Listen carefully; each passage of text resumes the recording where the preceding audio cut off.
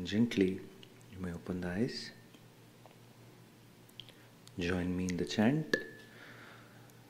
Asato ma sadgamaya tamaso ma jyotirgamaya mrityorma amritangamaya Om Shanti Shanti Shantihi Sadashiva Samarambham Shankaracharya Madhyamam Asmadacharya Paryantam Vande Guru Paramparam.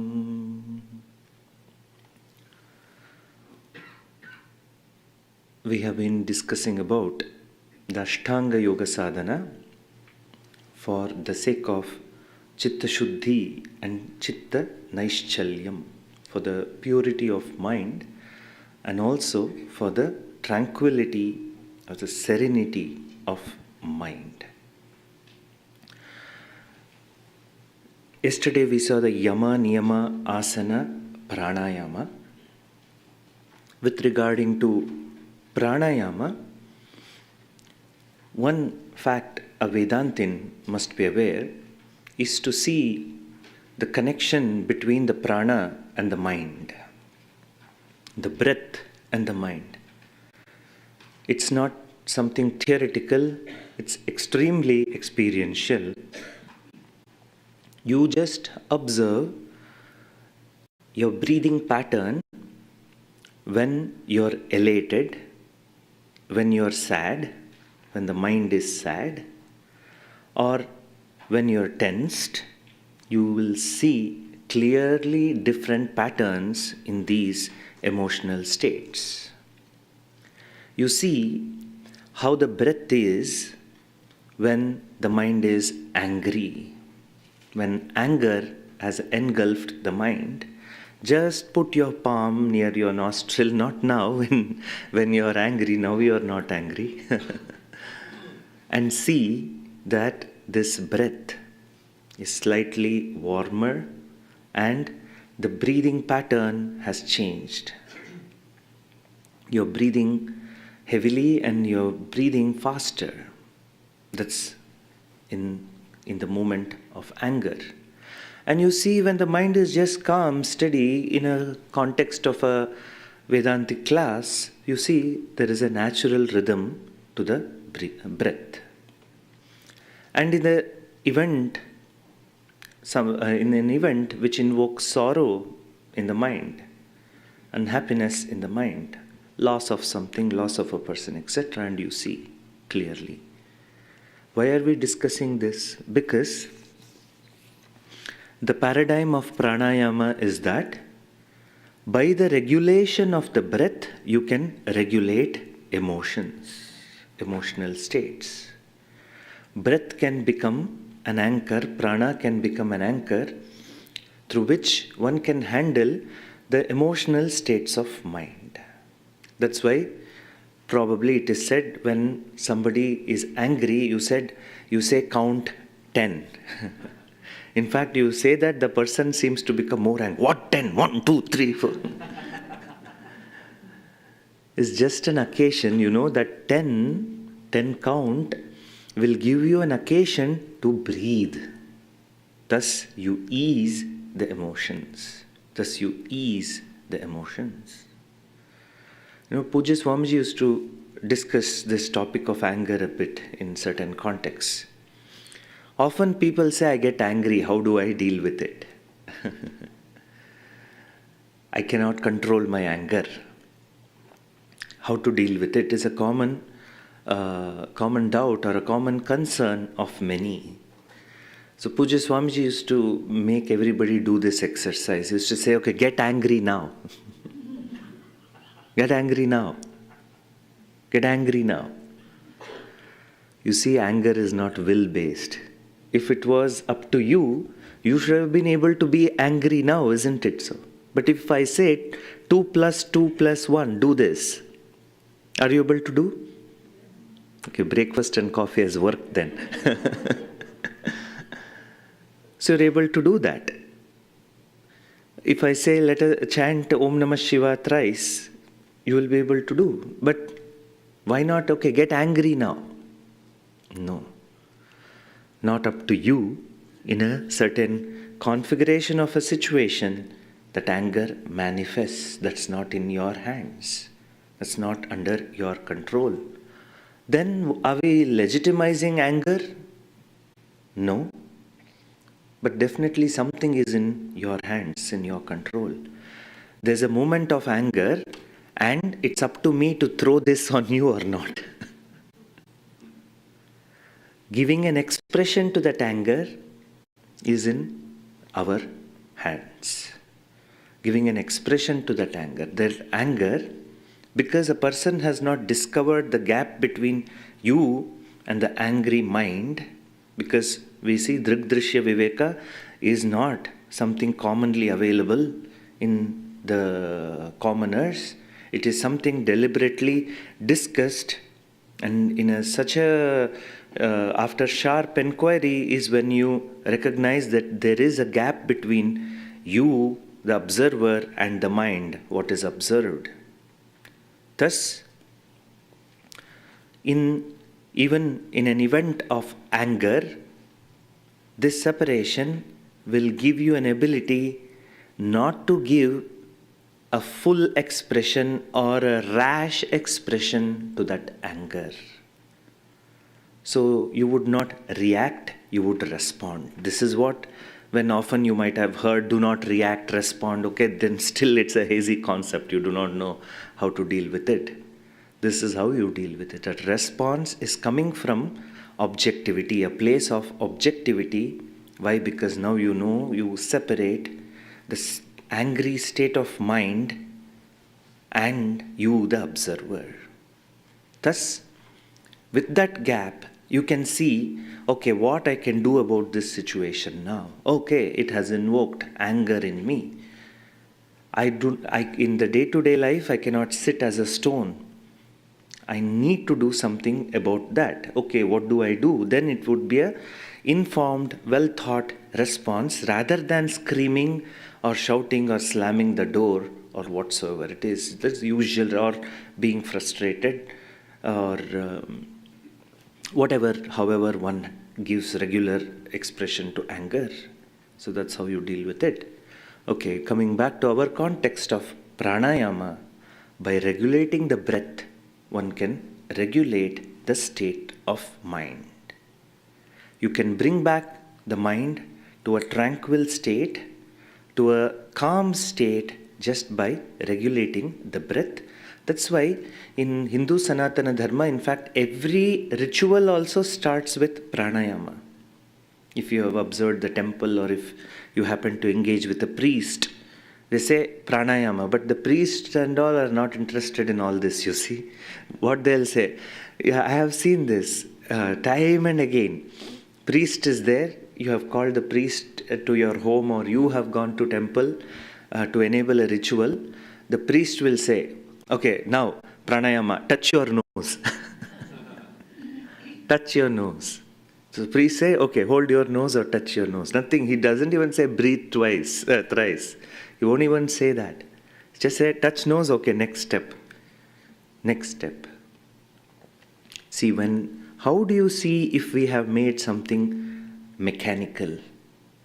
How do you see or test in your own life if you have made a ritual, prayer or something as mechanical? Observe yourself. Are you wanting to continue it, or are you wanting to finish it? All the puja, everybody is waiting to finish it. Tomorrow we will have puja, you see everybody's movement, everybody is just waiting to finish the arati and go for prasad. Waiting to finish it. So your involvement is not in the process, you're not at the moment, you're fixated in what next. Okay, you just finish it and move on to the next job, next task. Finish washing, then waiting to put it to the dryer. Then what next? Something next. So it's that. So pranayama is the regulation of the breath, and that regulation of the breath can enable a sattvic state of mind. The mind is in tamas, in lethargy, or even or in the state of rajas, extremely excited. You bringing back to a thinking mode or a relaxed mode by just regulating the breath. How does it? In fact, it's quite biological. You see, when you do pranayama, that is long inhalation and relaxed exhalations, you're recharging the body with oxygen. Then the tamasic state is, the lethargy is immediately raised up to activity, and then you stabilize it. So there's a very deep biological component also to pranayama. Moving further, now the second anga, or the last four sadhanas or angas of Patanjali's method is Pratyahara, Dharana, Dhyana, Samadhi. This is more to do with bringing mastery over one's mind. Sukshma sadhana. If yama, niyama, asana, pranayama are with reference to external, these four sadhanas, pratyahara, dharana, dhyana, samadhi, are quite internal in nature. Pratyahara is a discipline, is deliberately withdrawing the mind from the sense objects. The regular movement of the mind is to engage with one thing or the other in the context of spiritual sadhana. Do not do this while driving. That's not where you apply. Then you don't ask how can I apply it in day-to-day life. You don't apply it in day-to-day life. This is a deliberate spiritual sadhana. In the context of a workplace, of course, senses have to be engaged with the sense objects. Isn't it so? So this is a deliberate sadhana to train the mind in a particular way, which is required for spiritual sadhana. And if at all, how you take this sadhana, how it naturally happens also in day-to-day life, I will give you a context later on. Deliberate withdrawal of mind from the sense objects. One thing or the other mind is involved with, you deliberately withdraw to conserve the energy. You know, in some of the youth retreats, I actually do this exercise with the youngsters. What is that? We take a plastic bag, and then I ask these youngsters to fill it up with water. Then another person takes a sharp object and makes a hole in this plastic bag. And there will be a flow of water because of that hole. Then we take another bag, we punch 5 holes into it. And then we fill up that bag with water. Now we keep both the bags and put water into both the bags. The bag with one hole, the water will flow out probably say in 2 minutes. And this bag with 5 holes, the water flows out in less than half a minute. So what is this activity for? To make a point that everybody has a limited amount of attention available, limited amount of energy available. So you focus it, then it is available for you to put it towards a particular activity or a particular line of thought. Or just like this bag with 5 holes, you put attention and engage all these 5 holes or 5 sense organs. In no time, all that energy, all that focus gets lost in the real world. So What is this pratyahara? Deliberately conserving this available energy for spiritual inquiry. For spiritual inquiry. That's pratyahara. That's pratyahara. You conserve the energy by deliberately not engaging the senses with the objects of senses. This is a particularly done spiritual exercise. In fact, okay, now can we take this sadhana in the external world? Yes, definitely a sadhana to develop the power of concentration.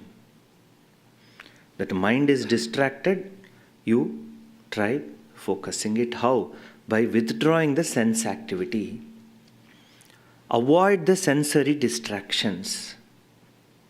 No need to have that cup of coffee, keep on sipping it for 6 hours. I read an article which said it increases the acidity when you do that, because constantly you're giving caffeine into the system, not even good for your oral health. So, no need of an unnecessary sensory engagement. If you have finished a cup or half a cup or 3/4, then it's just a sensory engagement after that throughout the day. Then somebody may have a habit of fragrance. If sensory engagement, constantly in its absence, somebody gets disturbed, then it has come to a compulsive state. So avoid that distraction. So pratyahara, you deliberately withdraw the senses. Kathopanishad gives this beautiful imagery of how we can keep this body-mind-sense complex. And in fact, it's become a very big symbol in Sanatana Dharma. You might not have noticed, but it has the connotation of Upanishad. What is that? Chariot. The chariot imagery of even Bhagavad Gita is coming from Kathopanishad. The mantra is Atmanam Rathinam Viddhi Shariram Rathamevatu Buddhim tu Sarathim Viddhi Manah Pragraha Mevacha. Kathopanishad is saying, what must be the configuration? How should be the configuration of this body-mind-sense complex? Atmanam Rathinam Viddhi. Atma, the self, know it to be the owner of this chariot. Owner of this chariot. And what is that chariot? The chariot is the body. The chariot is the body. Then who should sit on the driver's seat of this chariot? Buddhim tu Sarathi. Sarathi is the charioteer. Who should be in the driver's seat? Not the mind, but the intellect. Intellect which has the capacity to discern what is good, what is not required. Make that intellect sit on the driver's seat. Manaha pragraha mevacha.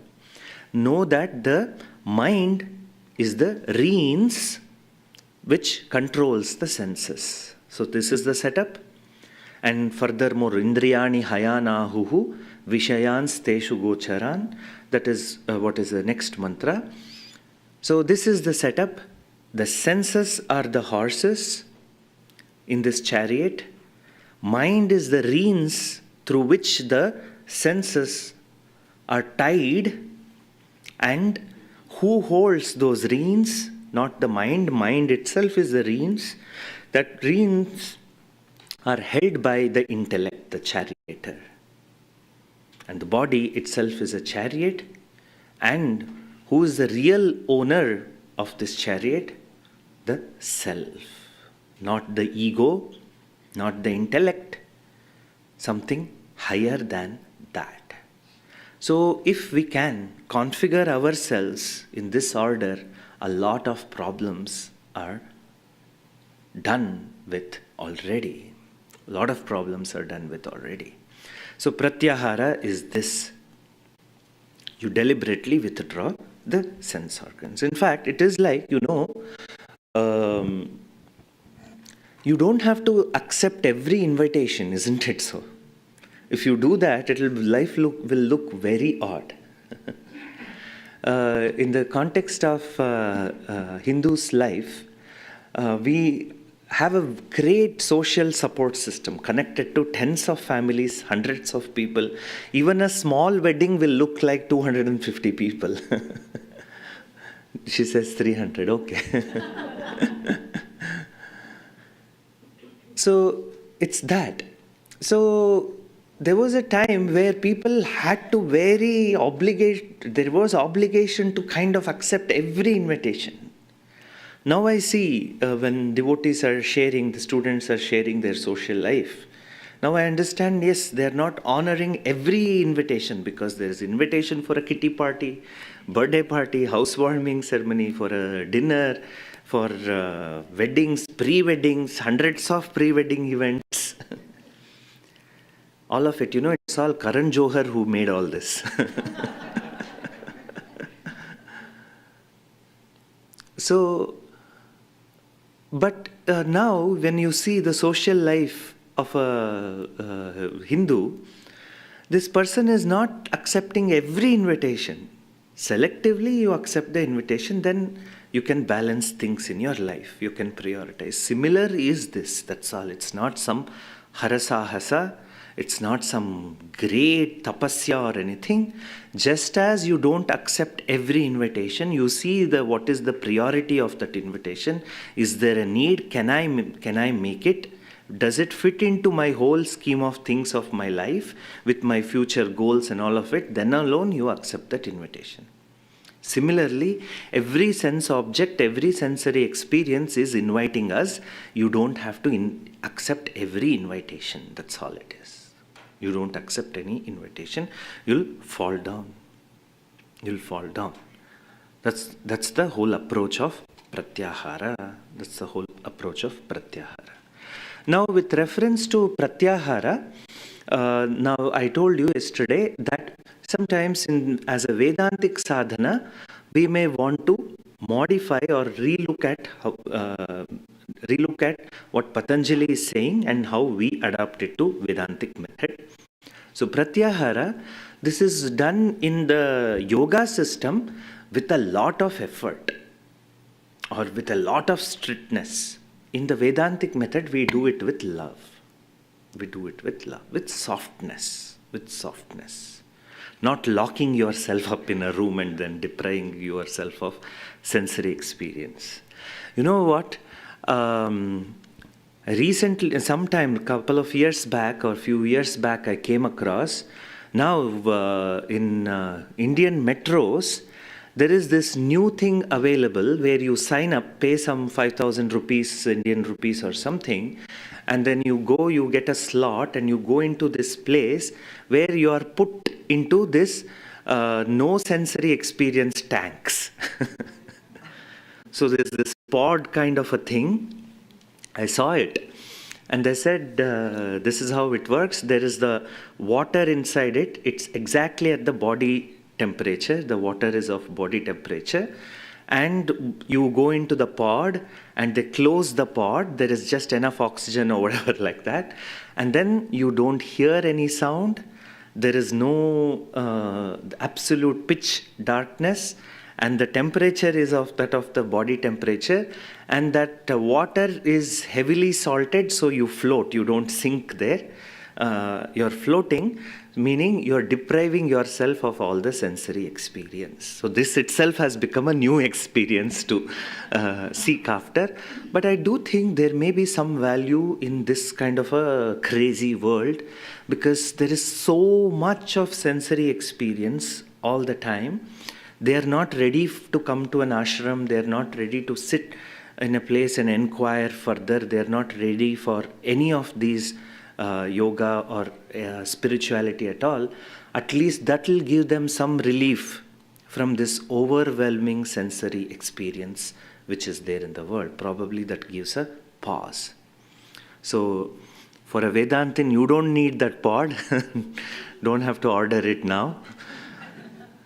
You can just deliberately do this sadhana. All that it requires is a little will. All that it requires is a little will. Furthermore, then the next sadhana, next anga is dharana. Ramana Maharshi, in his text Upadeshasaram, gives a beautiful verse on dharana. Ajya dharaya srotasa samam sarala chintanam viralataf param.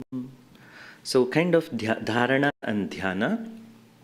Dharana is a spiritual exercise, spiritual sadhana of fixing the mind onto a particular object.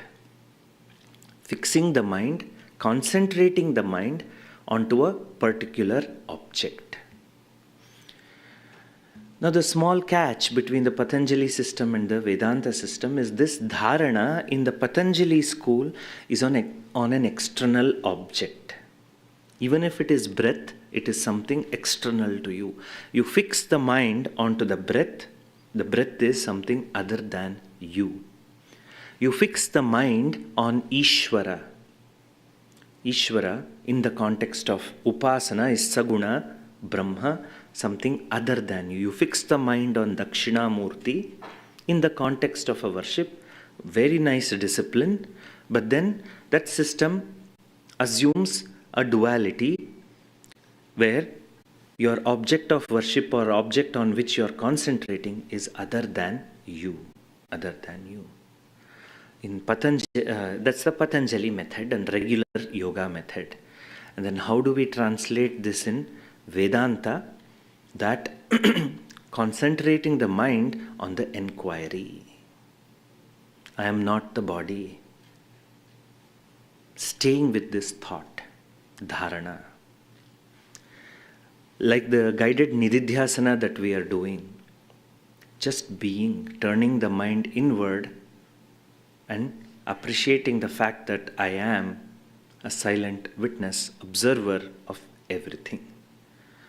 So 3 levels, we move on this dharana in 3 levels. Is, sometimes it's quite difficult to make a subtle difference between the dharana and dhyana. These two things sometimes look very, very similar. But in a given context, we will discuss that. Dharana is a deliberate effort made in order to fix the mind on a particular object. So that object to start with can be Saguna Brahma. Saguna, 3 levels. The first level is Saguna. Guna means quality or attribute. Sa means with. So there's absolute reality. In a particular context, we are looking with particular attributes, Saguna. Another word, Saguna Sakara. Sa Akara. With a particular form as well. Saguna with qualities, Sakara with attributes. First level. That is how religious life starts, with a particular worshipping of a particular murti, deity, Saguna with qualities, with attributes, with a particular name and form. Then you move on to the next level of engagement, next level of focus, Saguna with qualities, Nirakara. Saguna Nirakara. With qualities without particular form. How does it look like? Now you recognize Vayu. The air which is all around. Same consciousness manifesting in the waking world as Vayu. With attributes, of course, Vayu has attribute, without any shape, without any form. Saguna Sakara. So once Upasana or once Sadhana would look like just putting the mind onto Vayu. You can do this meditation beautifully in Pennsylvania in spring or even now with wear layers and then sit and then observe the Vayu. Put your mind onto the wind. So you can look at the app. Is it a windy day? Oh, very good place for dharana. Put layers and sit. And then that becomes a upasana. That becomes a spiritual sadhana. So, and then you move on to the final stage in Vedanta. We don't even stop there. Nirguna, without any attributes, nirakara. Nirguna, nirakara. And what is that? Engagement, that is just being. Nirguna, no guna, no attribute as myself, as the consciousness, as the I, no attributes. Nirakara, no form. What's a body has form, mind has form, intellect has form, breath has form, sense organs have form. I, the consciousness, as the observer, no qualities, no form. That's how our dharana, our engagement looks like. That's how it looks like. And in the sadhana of dharana, there's quite an effort involved sometimes to fix the mind on particular object. You can start with even the sadhana of dharana even as a mantra japa. Mantra japa of internally chanting a mantra may not have a physical component of the mala and loudly or giving an expression to that mantra, just chanting in the mind. Pujya Swamiji used to share this funny story, Once a disciple came to him and said, I want mantra. So Swamiji said, yes, you shall have mantra diksha. So Pujya Swamiji initiated him into mantra, and he asked Swamiji, okay, what about, how do I go about this mantra? So, and he asked, whatever I want, will it happen through this mantra? Swamiji said, yes, you go on chanting, definitely it's very likely to come true. So the devotee asked, what else? So Pujya Swamiji said, this mantra is for you, you shall never share it with anybody else. What about with my son? No. What about with anybody else? No, you shall not. This mantra is personal, is secret, it's only for you. So this fellow went back home and started chanting mantra. His wife asked, what is that you keep on doing? He said, I'm doing mantra. Then wife asked, what is that mantra? He said, no, I'm not going to share. I'm not supposed to share with you. This fellow continued to do mantra and she got irritated again and again when she saw him. One day she asked him, I'm giving you ultimatum. Are you going to give this mantra to me? We are husband and wife. We were not supposed to keep any secrets between us. She said, one ultimatum, otherwise I'm going to walk out of this house, she said. He said, no, I will not give out this mantra to you because that's the secret that my guru has told. She packs her bags, goes out, slams the door. This fellow immediately picked up the call and called Pujya Swamiji and said, Swamiji, the mantra worked.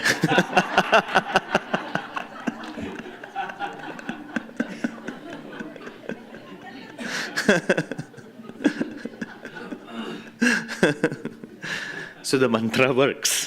Try it. Dharana. So we do have the mantra diksha in our sampradaya. I do give mantra diksha. But what is it? It's not too mystical, not so orthodoxical and all. Mantra is just simply, you take a small initiation from the teacher, from the guru, and you just chant it at your will. Hold it for yourself and chant it at your will whenever you have those situations in life. In fact, the mantra has a very beautiful definition. Mananat trayate iti mantraha. That which protects you by just mentation, by just remembering it. What is that protection? Okay, usual religious protection is it will give you cow, land, gold. No, that's not the protection. The protection is you're saved from emotional outbursts. You're saved from giving reaction based on anger. It saves you from all these complications in life. So that's how you engage with the sadhana of dharana. Now, the sadhana of dhyana, the next anga of Patanjali, is to come to a point where this engagement with the object of contemplation or meditation is natural, without a break, without deliberation.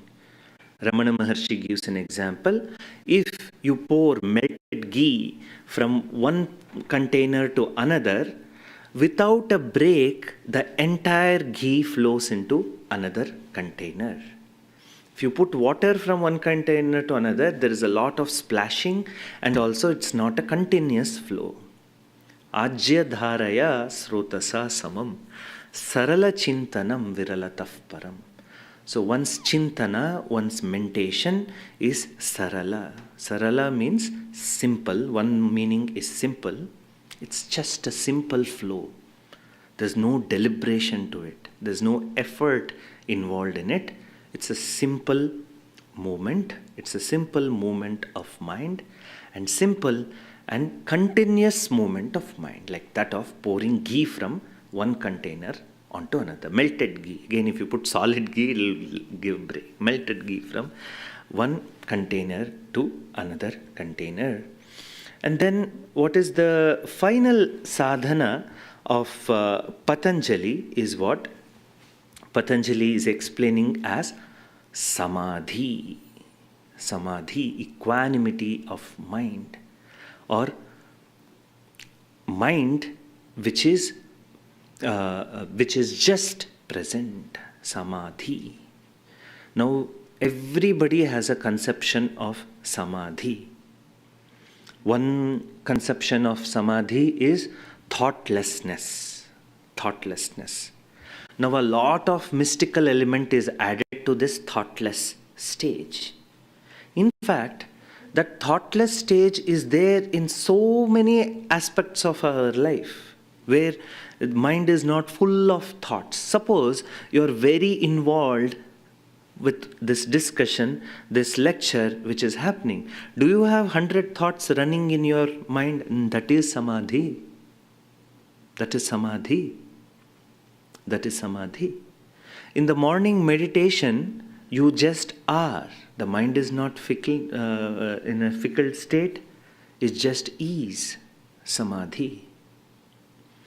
So Samadhi, how we interpret the same Ashtanga Yoga sadhana of Patanjali in Vedanta, is that the mind is not distracted, sense organs are in its place, they are not engaging with the sense objects, sense organs are in its place, the mind is not running out through the Panchendriya, 5 holes. The mind is in its place. The mind is not involved with memory, chitta. It is not involved with the past. It is not deliberating about the future. The mind just is. The mind just is. And that is how Samadhi looks like. It is not some extraordinary state. You can bring in that state of Samadhi even in ordinary moment of meditation. How? It presupposes all the 7 limbs. You come to that by going through all the 7 limbs simultaneously, or one step after another. You choose what works best for you. You choose what works best for you. But you come to a place, it's definitely doable, coming to a place where you just are. Swarupānusandhānam. Swarupa, one's own true nature, you just repose there. You just repose there. That's how Samadhi looks like in Advaita Vedanta. Samadhi looks like in Advaita Vedanta. In fact, you can very easily accomplish this by simply negating all the unnecessary engagements that the mind has. all the unnecessary engagement mind has. No FOMO in that mind. No fear of missing out something. Nothing. You're not missing out anything. You're complete as you are. That recognition is Samadhi. That recognition is Samadhi. Pujya Swamiji used to give these examples in various contexts, but those examples holds key to really see that everybody does have that experience of absolute absorption, Samadhi. You see a stunning mountain. What is happening in your mind at that point? Is there you? Doesn't seem to be there. Is there that mountain? Yes, of course that mountain is there. Doesn't seem to be there. What is that? Just there. You're just there. Just there. There's awe. There is this recognition of stunning presence. No desires, no compulsions, etc. You just are. Total acceptance of the situation also. You do not want that mountain to be anything apart from what it is. Total acceptance with what is. No inner pressure to do something else. All that. No complexes about yourself. All the complexes that are there about oneself are all suspended for the moment. For that moment. But then what you do? You take your mobile phone and try to capture it. Then you say lighting is bad. Till now there was total acceptance of everything as it was. You say now lighting is lacking.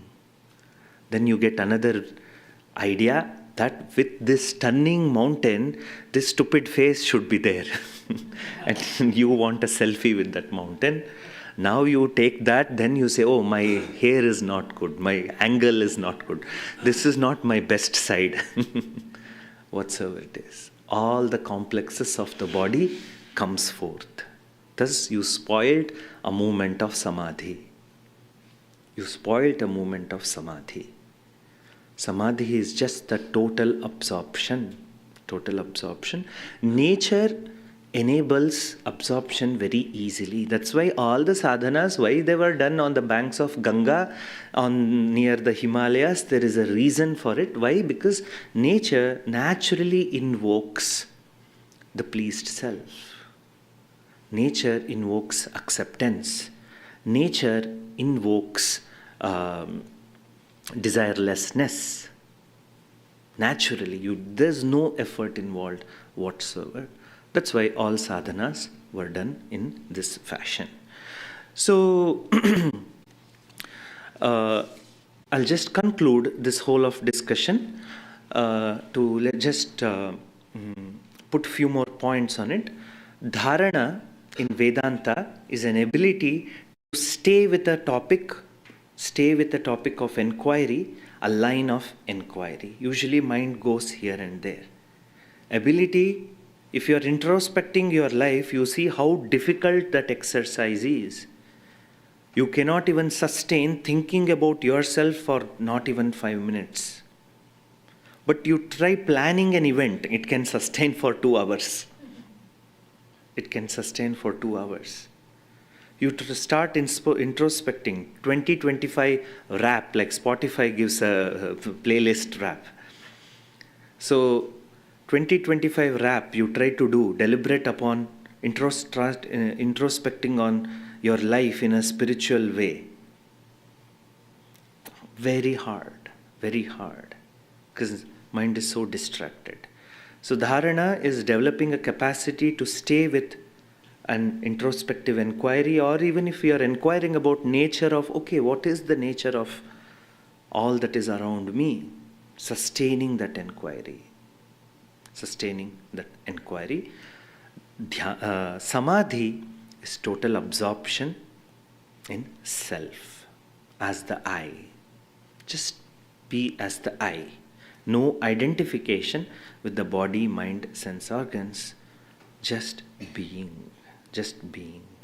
You do have the experience of that. That's why I quote those moments. And Samadhi is total cultivation and ability to see the whole with this light of knowledge. This light of knowledge. That is the discipline of Samadhi. So, Ashtanga Yoga, a wonderful method to internalize, to apply in day-to-day life through our paying attention to our external lifestyle, paying attention to how we are living life, and then also deliberately cultivating this on the seat of meditation, on the seat of contemplation, even as you are hearing to the teachers, as even you attend a retreat, or whenever you get time in your day-to-day life, to prioritize yourself, The whole journey is rendezvous with yourself. Deliberately structured movement with yourself. Otherwise, life just flows right in front of us, and we move from one year to another, one day to another, without really having a full internal growth. That's why everything seems repetitive. If it's all approached from a place of freshness, from a place of wisdom, then you will have the eyes to appreciate the beauty which is there in everyday life, and then you can approach everything with ease without compulsion. So may you be inspired with this vision and approach this day and the coming days with the light of knowledge, with renewed spirit of enthusiasm and love. With that, I conclude this discussion here. Om Purnamadah Purnamidam Purnat Purnamudachyate Purnasya Purnamadaya Purnameva Vasishyate. Om Shanti Shanti Shantihi. Harihi Om Shri Gurubhyo Namaha. Harihi Om.